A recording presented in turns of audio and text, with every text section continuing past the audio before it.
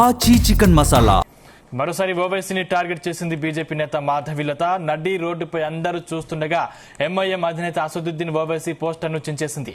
Hyderabad మాసప్ tank దగ్గర తన ఆసుపత్రి వద్ద ఇఫ్తార్ విందుకు సంబంధించి పోస్టర్ను ఏర్పాటు చేశారు ఎంఐఎం నేతలు. దీంతో ఎంఐఎంపై ఫస్ట్ నుంచి గుర్రుగా ఉండే మాధవిలత ఓవైసీ పోస్టర్ను పూర్తిగా చించేసింది. అంతేకాదు ఆ పార్టీ అధినేత టార్గెట్ గా తీవ్ర స్థాయిలో మండిపడింది. ఇఫ్తార్ విందు ఎవరికి ఇస్తారో ముందుగా ఓవైసీ తెలుసుకోవాలని మండిపడింది. పేదలకు ఇచ్చే ఇఫ్తార్ విందును కొంతమంది డబ్బా కొట్టుకుంటున్నారంటూ సీరియస్ కామెంట్స్ చేసింది. దీంతో ఇప్పుడు ఇది వివాదాస్పదంగా మారింది. బీజేపీ నేత మాధవిలత తీరుపై సీరియస్ అవుతున్నారు ఎంఐఎం నేతలు. రోడ్డుపై పోస్టర్ ఏర్పాటు చేస్తే ఓ పార్టీకి చెందిన నేత ఎలా చించి వేస్తారని మండిపడుతున్నారు.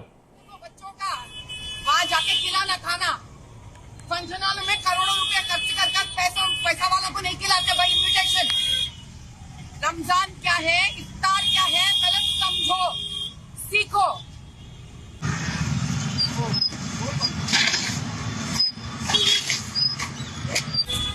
रमजान में इफ्तार को खाना किसको खिलाते?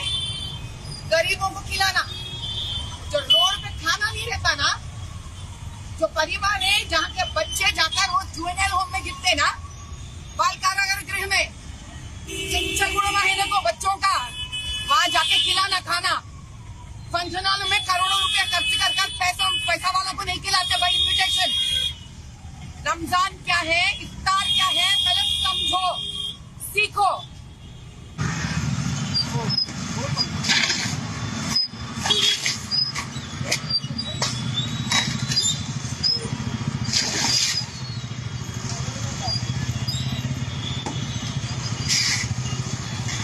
మరోసారి ఓవైసీని టార్గెట్ చేసింది బీజేపీ నేత మాధవిలత. నడి రోడ్డుపై అందరూ చూస్తుండగా ఎంఐఎం అధినేత అసదుద్దీన్ ఓవైసీ పోస్టర్ను చించివేసింది. హైదరాబాద్ మాసప్ ట్యాంక్ దగ్గర తన ఆసుపత్రి వద్ద ఇఫ్తార్ విందుకు సంబంధించి పోస్టర్ను ఏర్పాటు చేశారు ఎంఐఎం నేతలు. దీంతో ఎంఐఎంపై ఫస్ట్ నుంచి గుర్రుగా ఉండే మాధవిలత ఓవైసీ పోస్టర్ను పూర్తిగా చించేసింది. అంతేకాదు ఆ పార్టీ అధినేత టార్గెట్ గా తీవ్ర స్థాయిలో మండిపడింది. ఇఫ్తార్ విందు ఎవరికి ఇస్తారో ముందుగా ఓవైసీ తెలుసుకోవాలని మండిపడింది. పేదలకు ఇచ్చే ఇఫ్తార్ విందును కొంతమంది డబ్బా కొట్టుకుంటున్నట్లు సీరియస్ కామెంట్స్ చేసింది. దీంతో ఇప్పుడు ఇది వివాదాస్పదంగా మారింది. బీజేపీ నేత మాధవిలత తీరుపై సీరియస్ అవుతున్నారు ఎంఐఎం నేతలు.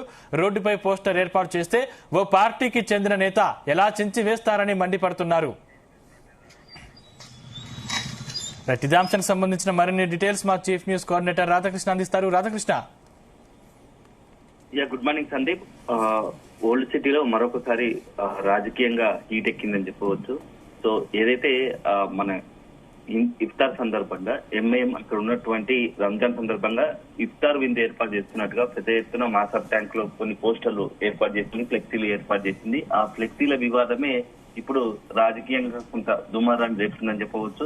సో మాసప్ ట్యాంక్ ఏరియాలో ఏర్పాటు చేసిన రంజాన్ సందర్భంగా అక్కడ ఉన్నటువంటి ఎంఐఎం పార్టీకి సంబంధించినటువంటి నేతలు ఇఫ్తార్ విందు ఇస్తాము అని చెప్పేసి పెద్ద ఫ్లెక్సీలు ఏర్పాటు చేశారు. సో కటౌట్లు ఏర్పాటు చేస్తే ఈ నేపథ్యంలో అక్కడ మాసప్ ట్యాంక్ పరిధిలో ఉన్నటువంటి ఎవరైతే బీజేపీ నేత ఉన్నారో మాధవిలత, ఆ మాధవిలత హాస్పిటల్ ఉంది. ఈ హాస్పిటల్ పరిసరాల్లో కూడా ఈ యొక్క ఫ్లెక్సీలు ఏర్పాటు చేశారు.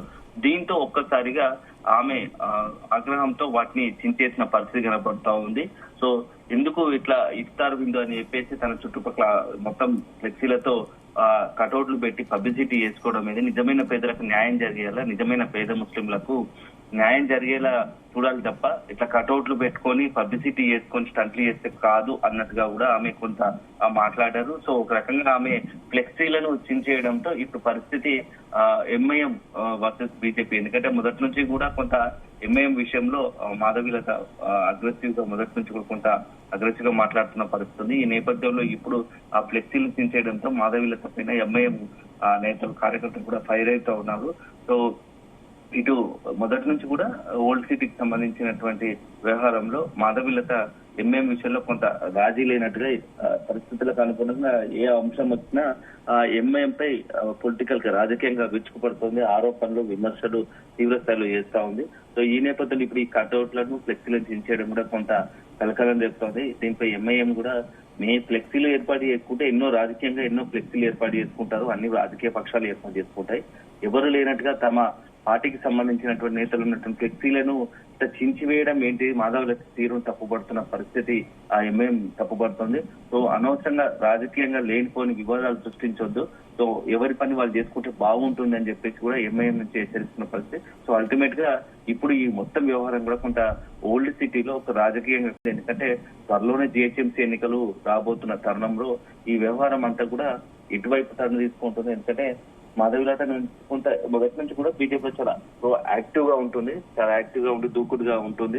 అవకాశం సందర్భం దొరికినప్పుడల్లా ఎంఐఎం పై కొంత విచ్చుకుపడుతుంది, రాజకీయంగా కొంత అప్పర్ హ్యాండ్ సాధించాలన్న ఒక ఆలోచనలో ఉంటుంది. సో ఇలాంటి నేపథ్యంలో ఈ ఫ్లెక్సీలు రంజాన్ సందర్భంగా ఇఫ్తార్ ఏర్పాటు ఇస్తున్నామంటగా చేసిన ఫ్లెక్సీలను కూడా చించేయడం కూడా కొంత పొలిటికల్ గా హీట్ పెంచుతుంది. సో మొత్తంగా ఈ వ్యవహారం ఎటువైపు టర్న్ తీసుకుంటుంది దీంట్లో మరి బీజేపీకి సంబంధించి, ఎందుకంటే ఫ్లెక్సీల విషయం బీజేపీ అధిష్టానం కూడా మాధవీలత విషయంలో ఎలాంటి, ఎందుకంటే ఇప్పుడు కొంత పార్టీని మరింత దూకుడుగా ముందుకు తీసుకెళ్లాలి, జిహెచ్ఎంసీ ఎన్నికలు రాబోతున్నాయి కాబట్టి కొంత క్యాడర్ ను యాక్టివేట్ చేయడానికి మాధవీలత ఇలా చేసి ఉంటుందని చెప్పేసి కూడా ఒక ప్రచారం జరుగుతా ఉంది జిహెచ్ఎంసీ ఎన్నికలకు సంబంధించి. మరోవైపు ఎంఐఎం కూడా రాజకీయంగా లాభం కోసం ఇట్లాంటి ఫ్లెక్సీలు చింపడం కరెక్ట్ కాదు కదా, ఆలోచించుకోవాలని చెప్పేసి కూడా ఎంఐఎం భావిస్తుంది. సో అల్టిమేట్ గా రాబోయే రోజుల్లో ఈ వివాదంగా కొంత పొలిటికల్ గా మరింత హీట్ ఎక్కించడం ఖాయంగా చెప్పాల్సి ఉంటుంది. Thank you Radhakrishna.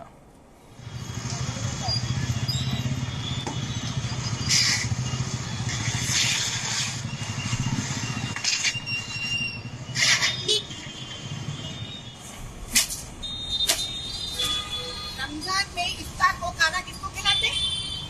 गरीबों को खिलाना। जो रोड पे खाना नहीं रहता ना, जो परिवार है जहाँ के बच्चे जाकर वो जुवेनाइल होम में गिरते ना, बाल कारागार गृह में, गुणमा है देखो बच्चों का, वहाँ जाके खिलाना खाना। फंक्शन हॉल में करोड़ों रुपए खर्च कर पैसा वालों को नहीं खिलाते भाई इन्विटेशन।